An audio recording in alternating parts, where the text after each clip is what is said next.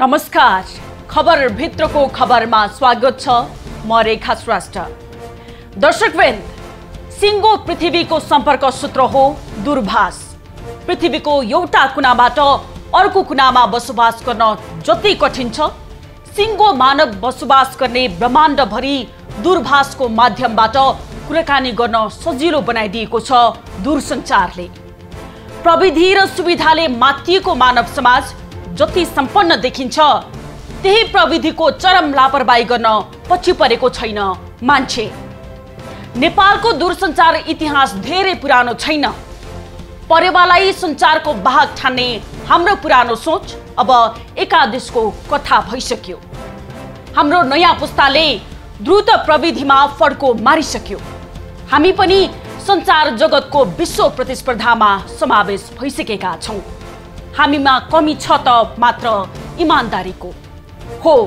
त्यही इमानदारीताको कमीले गर्दा नेपाल र नेपालीको सम्पत्ति, नेपालको दूरसञ्चार संस्था भित्रको अरबौंको घोटालामा संसद र सरकार किन तै चुप मै चुप छन्, त्यो देखाउने छौं आजको खबर भित्रको खबरमा।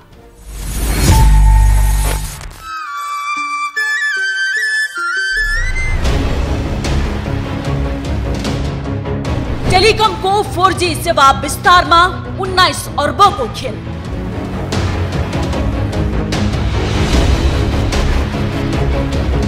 गुणस्तरहीन सेवा प्रवाहमा संसद र सरकार सबै चुप।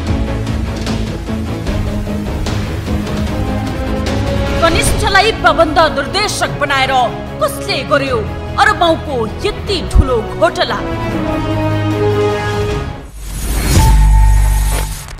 हो दर्शकवृन्द, कुनै समय नेपालको दूरसञ्चार साउथ एसियाकै अब्बल मानिन्थ्यो। व्यवस्थापनको कुशलता प्रत्यक्ष देखिएकै कारण होला दूरसञ्चार संस्थाले मनज्ञ आम्दानी गर्दै कर्मचारीलाई बोनस दिने गर्दथ्यो। राष्ट्रकै शान बनेर उभिएको दूरसञ्चारको इतिहास कोट्याउँदा गर्वले छाती चौडा हुन्थ्यो। शहरबाट सुरु भएको दूरसञ्चार सेवा विस्तार हुँदै आज दूरदराजसम्म पुगेको छ। हामी गौरव साथ भन्न सक्छौं, हाम्रो भूगोल दूरसञ्चार मैत्री छैन, तथापि हाम्रो दूरसञ्चार सेवा गाउँ-गाउँसम्म पुगेको छ। मेलापात गर्न जाने दिदीबहिनीदेखि घरको पिँढीमा घाम तापेर दिन बिताउने बा आमाले समेत पोल्टामा मोबाइल बोकेकै हुन्छन्। घरदेखि टाढा टाढा बसोबास गर्ने आफन्तसँग चाहेको बेला कुराकानी गर्न पाउनु जन्मथलो कुरेर बस्ने हाम्रा बा आमाको लागि खुसीको कुरा हो। हिजोको त्यो ढुङ्गे युग र आजको यो प्रविधिको युग बीच आकाश जमिनको फरक छ। हामीले यसो भनिरहँदा साँच्चै के थियो त हिजोको इतिहास? यो रिपोर्ट हेरौं।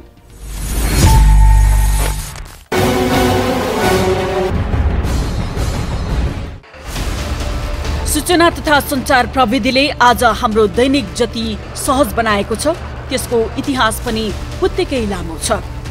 सूचना प्रविधिले लामो इतिहासका कालखण्डलाई पार गर्दै आजको दुनियाँमा आइपुग्दा ठूलो उपलब्धि हासिल गरेको छ। आजको जुन उपलब्धि प्राप्त भएको छ, त्यसको पृष्ठभागमा इतिहास पनि छ। नेपालमा दूरसञ्चार सेवाको सुरुवात सन् 1913बाट सुरु भएको इतिहास छ। त्यसको लामो समयपछि सन् 1934मा आएर काठमाडौँमा टेलिफोन लाइन स्थापना भएको थियो। तत्कालीन प्रधानमन्त्री जङ्गबहादुर राणाकै कार्यकालमा सन् 1950मा सेन्ट्रल ब्याट्री सीबी नामक टेलिफोन एक्सचेन्ज स्थापना गरी सर्वसाधारणहरूलाई दूरसञ्चार सेवा दिन थालिएको थियो।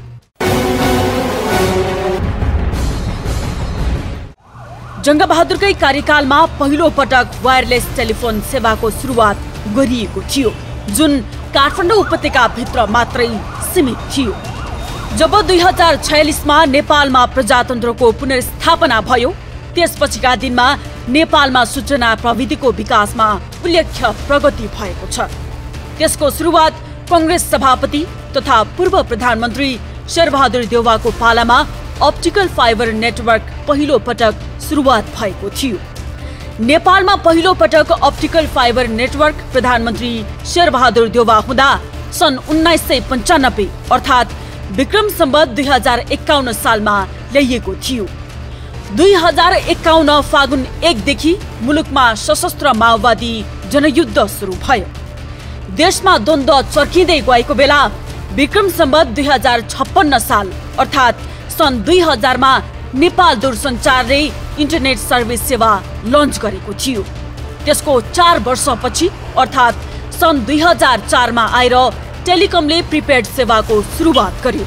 यति बेला नेपालमा नेपाल टेलिकम पछिको पहिलो निजी दूरसञ्चार कम्पनी एन्सेल पनि स्थापना भइसकेको थियो। 2060 सालपछि मात्रै निजी कम्पनीले पनि नेपालको दूरसञ्चार क्षेत्रमा प्रतिस्पर्धा गर्न पाएका थिए। नेपालमा 3G सर्भिस र CRBT सर्भिस सन् 2007 मा लन्च गरिएको थियो। सन् 2011 मा GSM 3G डेटा कार्ड सर्भिसको सुरुवात गरेको नेपाल टेलिकमले 1 वर्षपछि सन् 2012 मा वाइम्याक्स 4G सर्भिस लन्च गरेको हो। प्रविधिको विकाससँगै नेपाल टेलिकमले निजी क्षेत्रसँग प्रतिस्पर्धा गर्दै सन् 2014 मा अफिसियल मोबाइल एप समेत लन्च गरेको थियो।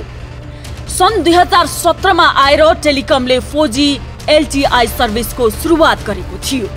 त्यस्तै सन् 2021 मा आएर NTTV र सन् 2022 मा eSIM लन्च गरेर सञ्चालनमा ल्याइसकेको छ।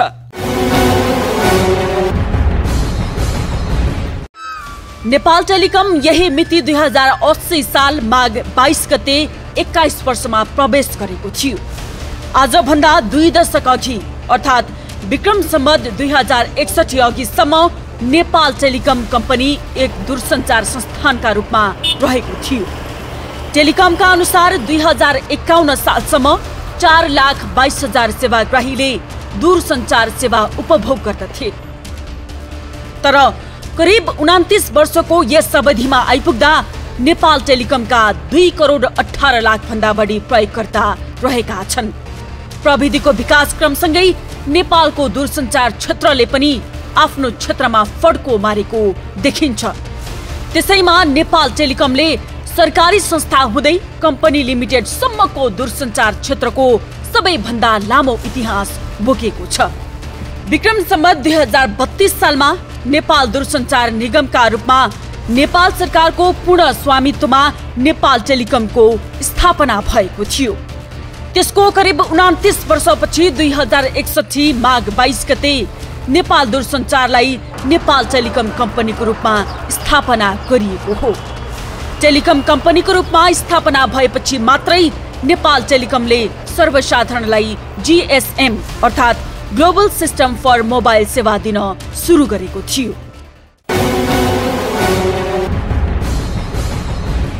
नेपाल टेलिकम त्यस्तो सरकारी कम्पनी हो जो झण्डै 3 करोड प्रयोगकर्ता माझ पुगेको छ।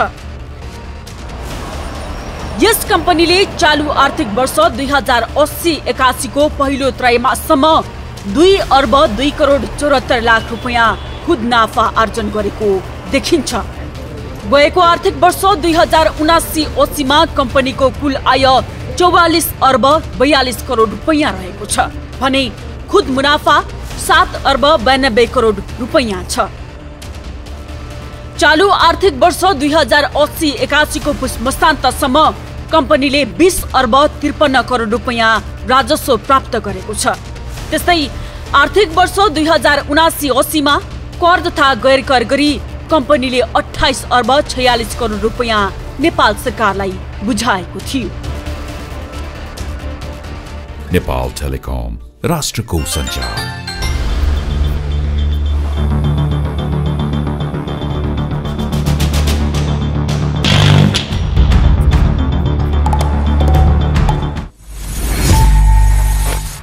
दर्शकवृन्द, महिनौं पर्खेर थाहा पाउनुपर्ने आफन्तको हाल खबर चुड्कीको भरमा थाहा पाउने प्रविधि नै दूरभाष हो।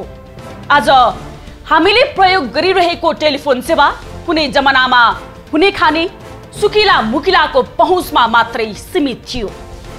कसौं हिडेर तार पठाउनु पर्ने बाध्यता भोगेका हाम्रा अग्रजहरू आजको प्रविधिसँग घुलमिल भइसकेका छन्।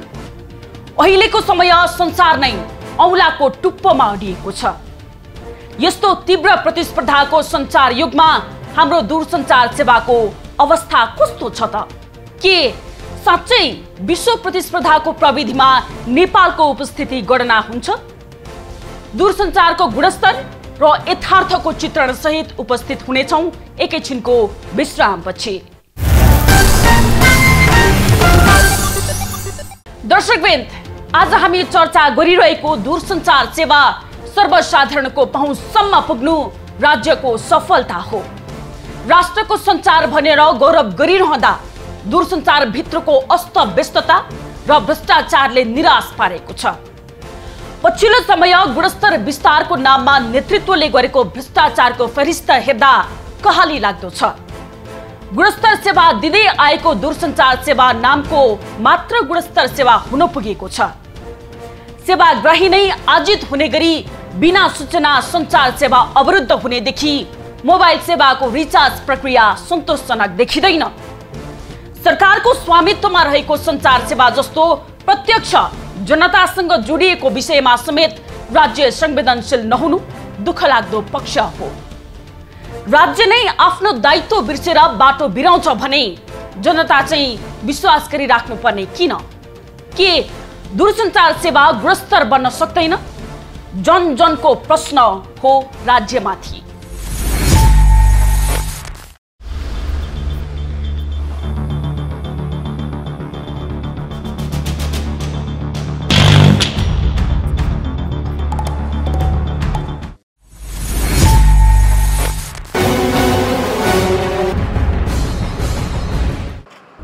सञ्चार क्षेत्रको विकासमा नेपाल टेलिकमको योगदान महत्त्वपूर्ण छ। सरकार मातहत रहेकाले क्षमताको विकास गर्दै नागरिकलाई सेवा दिने योजना बनाएर निर्णय गर्न असहज छैन। लगानी गर्ने स्रोतको अभाव हुँदैन। आम्दानी पनि राम्रै हुने क्षेत्र भएकाले झट्ट हेर्दा यो संस्था पनि घाटामा छ भन्ने प्रश्न उठ्छ। निजी क्षेत्रसँग प्रतिस्पर्धा गर्दै आफूलाई स्थापित गर्ने चुनौती बाहेक खासै समस्या यस्ता सरकारी निकायमा हुँदैन। नेपाल टेलिकम, राष्ट्रको सञ्चार। नेपाल टेलिकम राष्ट्रको सञ्चार नाराको जति सान छ पारा त्यस्तो छैन। बढ्दो अनियमितता, आर्थिक अनुशासनहीनता एवं व्यवस्थापकीय क्षमताका कारण कम्पनी तीव्र घाटामा छ। कमिसनको चक्कर र अपारदर्शी खर्च प्रणालीले सेवा डामाडोल छ। संस्था नै डुब्ने खतराको अवस्थामा छ।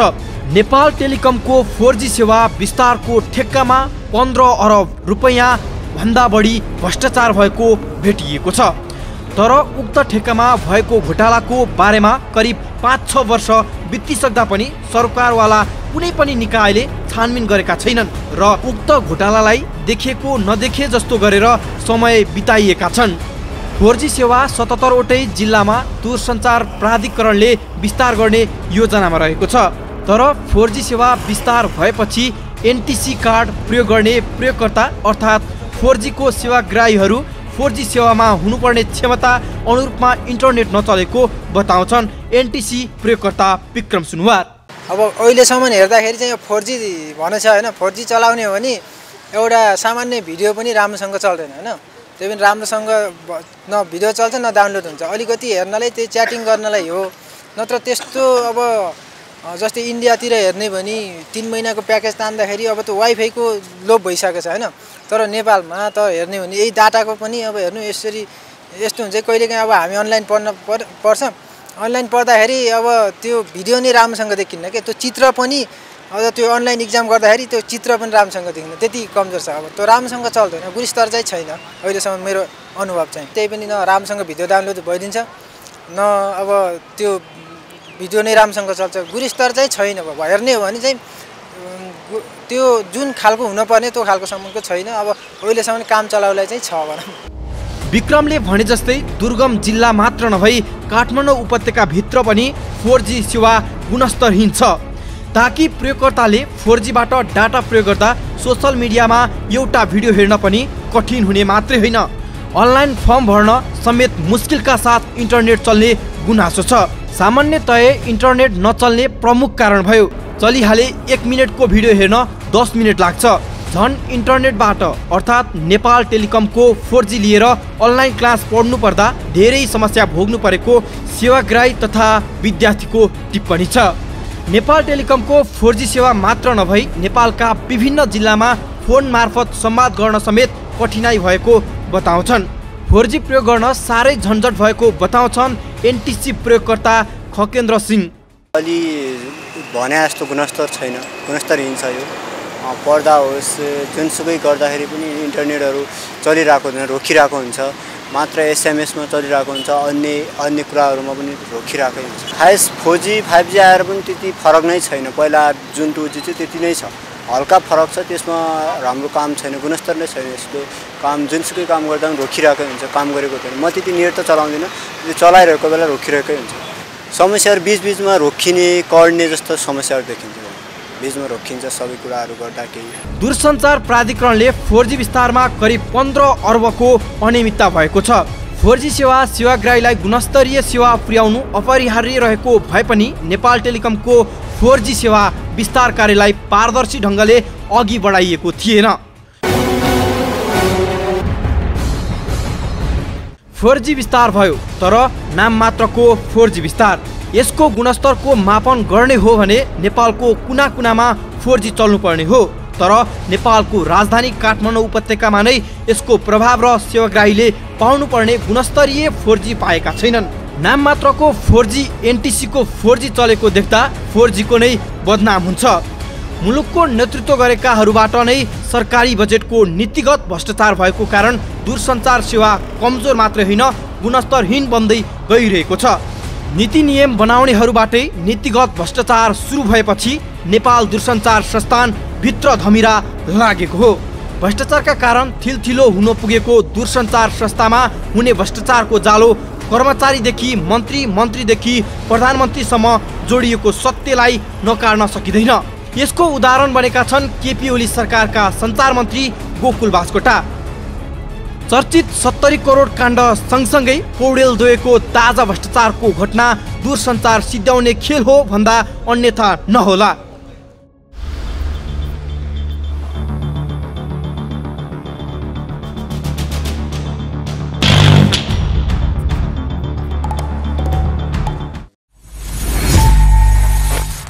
दर्शकवृन्द, आज हामीले चर्चा गरिरहेको दूरसञ्चार सेवा सर्वसाधारणको पहुँचसम्म पुग्नु राज्यको सफलता हो। राष्ट्रको सञ्चार भनेर गौरव गरिरहँदा दूरसञ्चार भित्रको अस्तव्यस्तता र भ्रष्टाचारले निराश पारेको छ।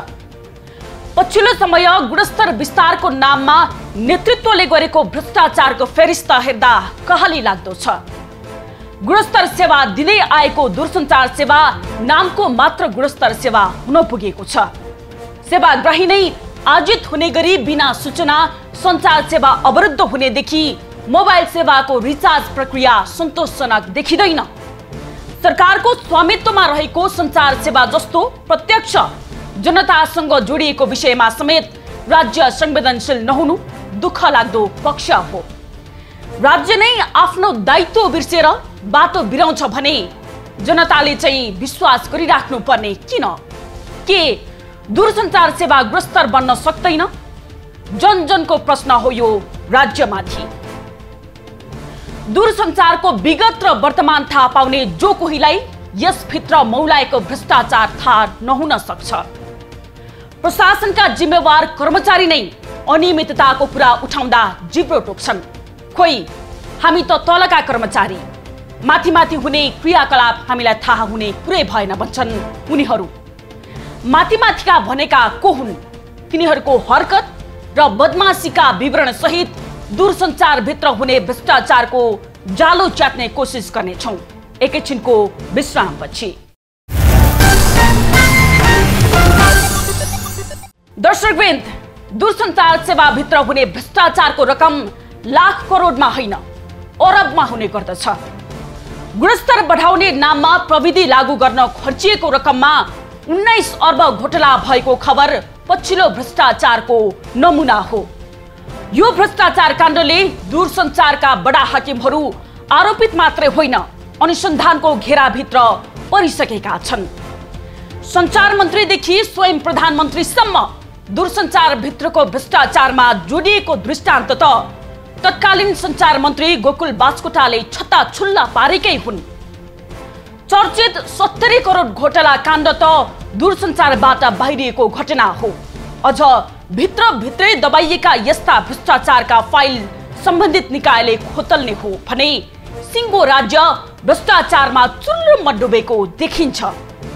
जनतालाई गुणस्तरीय 4G सेवा दिन्छु भन्दै गरिएको अरबौंको लगानीको अरबौं घोटालाको रामकहानी यस्तो छ। यो रिपोर्ट हेर्नुहोस्।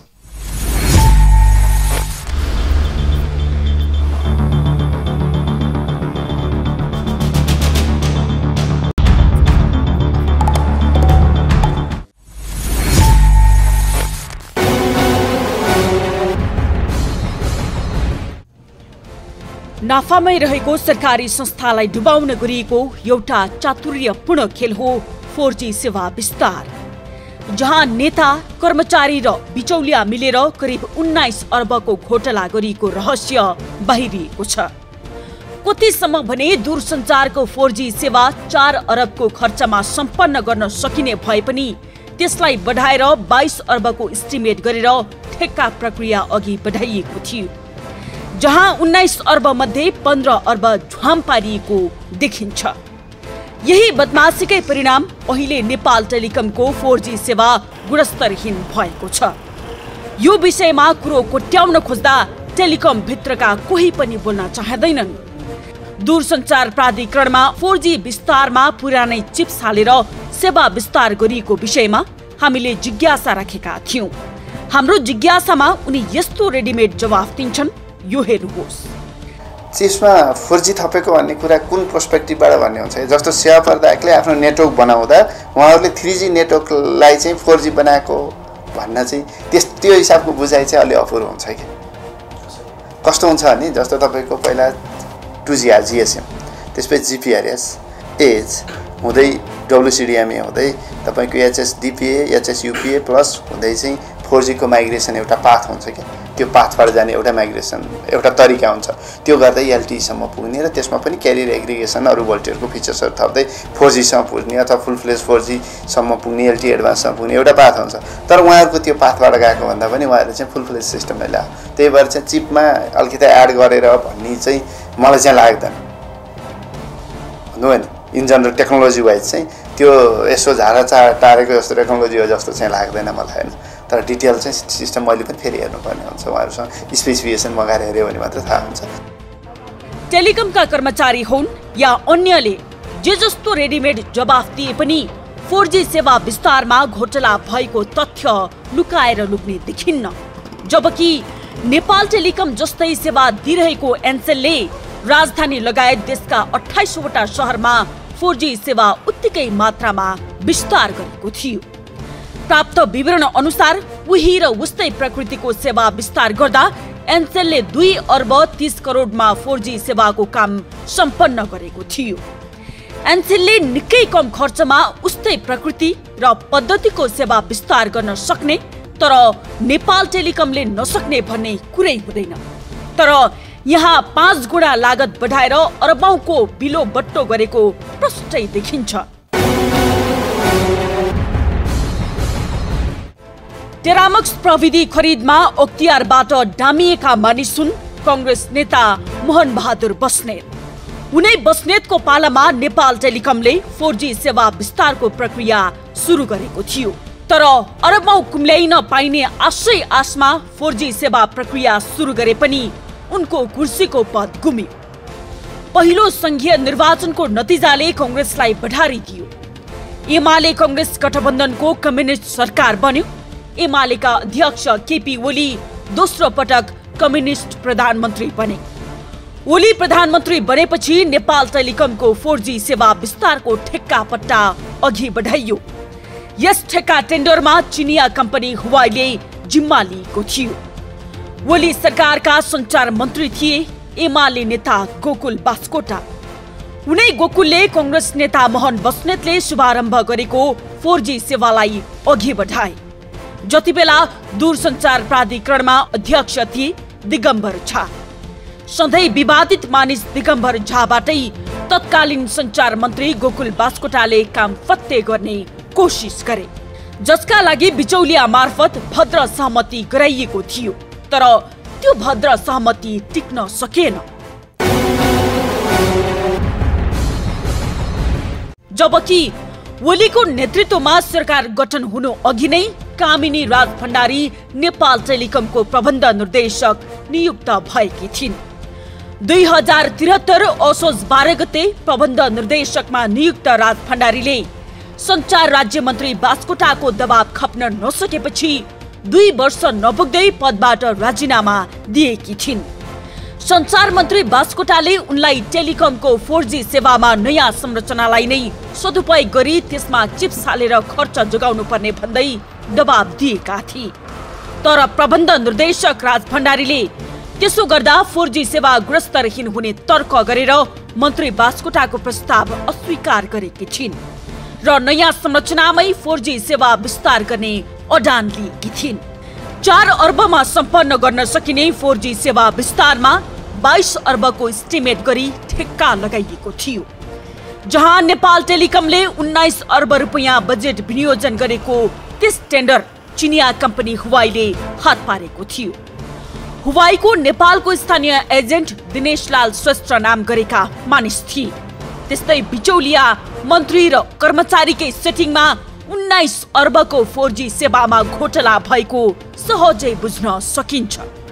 हो, पक्कै पनि उता कामिनी राज भण्डारीले राजीनामा दिएपछि टेलिकम भित्र उक्त काम गर्न उपयुक्त पात्र खोजी भइरहेको थियो। त्यस्तै खोजीमा भेटिएका थिए कनिष्ठ कर्मचारी दिलीराम अधिकारी। उनी टेलिकमको कर्मचारीहरूमा 57औं वरियता नम्बरमा थिए। वरिष्ठताको वरियता मिचेर कनिष्ठ कर्मचारीलाई टेलिकमका प्रबन्ध निर्देशक नियुक्त गर्दा अरू वरिष्ठ कर्मचारी र ट्रेड युनियनहरूले मान्ने वा नमान्नेमा शङ्का नै थियो।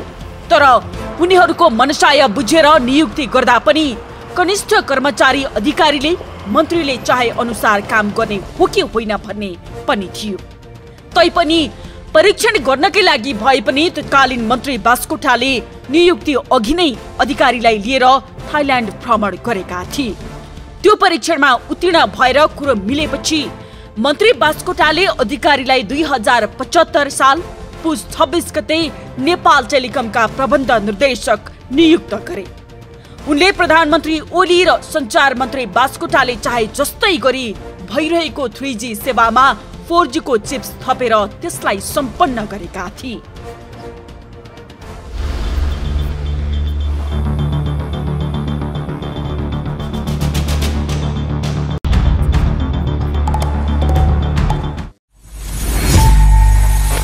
समादरणीय दर्शकवृन्द, सञ्चार सेवाको अग्रणी स्थान हो दूरसञ्चार।